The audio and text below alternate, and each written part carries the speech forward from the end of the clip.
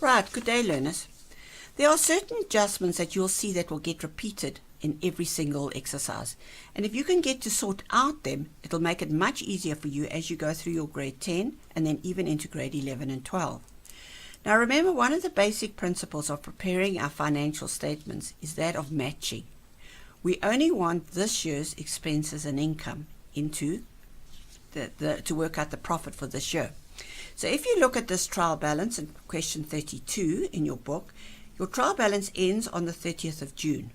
You were also told to work out the profit and loss account on the 30th of June. So the financial year that we are working with in this particular exercise over here ends on the 30th of June. Now it's a financial year end unless they tell you differently. So if you go back 12 months, it must have started last year in 20.5 and it ends in 20.6. Now matching, we only want the expenses for this 12 months period. Now one of the expenses you were given is insurance, and you were told that insurance, an amount of 3,660 has already been paid.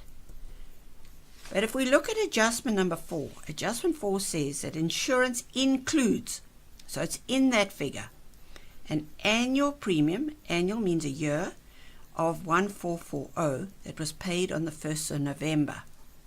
So if we go back to the timeline, and I always find these timelines make it so much easier to work out the months.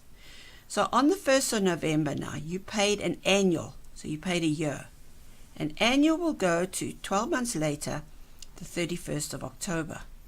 So you've paid an amount of 1,440 for this period of time here. But can you see where the problem is? This is the financial year end. A part of that falls into next year. And so matching, that portion must be taken away from this year and put into next year's. So we need to work out. So how many months is it? So after June goes July, August, September, October. So 4 months falls into next year. So let's work it out. We've got an amount of 1,440. That was an annual, so that's 12 months. And 4 months of that is next year's.